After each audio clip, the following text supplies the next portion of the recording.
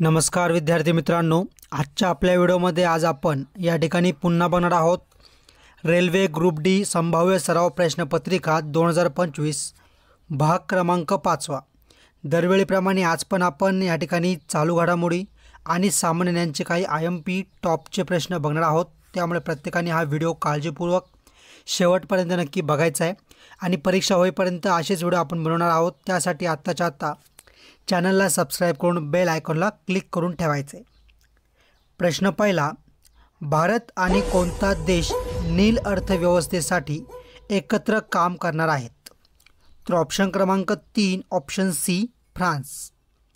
प्रश्न दुसरा, भारतातील पहिली कापड गिरणी कोणत्या ठिकाणी सुरू झाली? तर ऑप्शन क्रमांक 1 ऑप्शन ए मुंबई या ठिकाणी सुरू झाली। प्रश्न क्रमांक तिसरा, कोणत्या ठिकाणी जगातील सर्वात मोठे विमानतळ उभारण्यात येणार आहे? तर या ठिकाणी ऑप्शन क्रमांक 2 ऑप्शन बी दुबई। पुढचा प्रश्न क्रमांक 4, खालीलपैकी कोणाला भारतातील आर्थिक विकेंद्रीकरणाचा जनक म्हणून ओळखले जाते? तर बघा, ऑप्शन क्रमांक 4 ऑप्शन डी लॉर्ड मेयो आपलं बरोबर उत्तर आहे।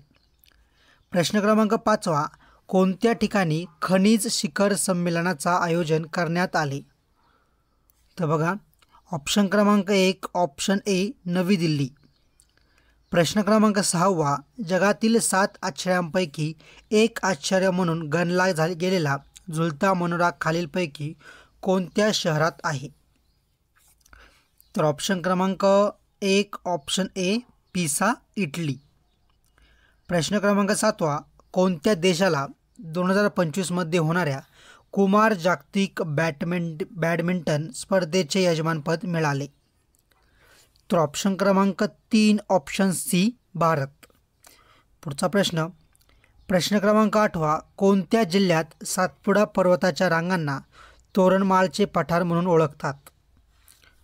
तर ऑप्शन क्रमांक 4 ऑप्शन डी नंदुरबार। प्रश्न क्रमांक 9, 2030 पर्यंत भारताच्या GDP मध्ये सेवा क्षेत्राचा वाटा किती टक्केपर्यंत जाण्याचा अंदाज गोल्डमन सॅक्सच्या अहवालानुसार आहे? तर ऑप्शन क्रमांक 2 ऑप्शन बी 11। प्रश्न क्रमांक 10, सर्वोच्च न्यायालयातील न्यायाधीशांच्या नेमणुका करण्याचे अधिकार कोणास आहे? तर ऑप्शन क्रमांक 1 ऑप्शन ए राष्ट्रपती। प्रश्न क्रमांक 11, कोणत्या ठिकाणी देशात पहिल्या संविधान उद्यानाचे उद्घाटन झाले? तर ऑप्शन क्रमांक 1 ऑप्शन ए पुणे। प्रश्न क्रमांक 12 बघा, रयत शिक्षण संस्थेची स्थापना कोणी केली? तर ऑप्शन क्रमांक 2 ऑप्शन बी कर्मवीर भाऊराव पाटील यांनी केली।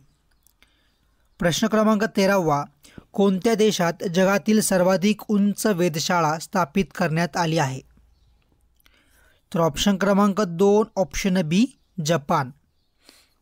प्रश्न क्रमांक 14, चिखलदरा हे थंड हवेचे ठिकाण कोणत्या जिल्ह्यात आहे?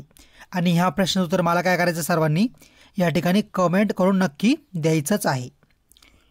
प्रश्न क्रमांक 15, चांगई 6 या चंद्रयान मोहिमेचे कोणत्या देशाने यशस्वी प्रक्षेपण केले आहे? तर ऑप्शन क्रमांक 1 ऑप्शन ए चीन।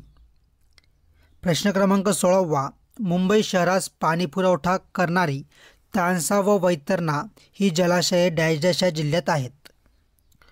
तर ऑप्शन क्रमांक 4 ऑप्शन डी ठाणे।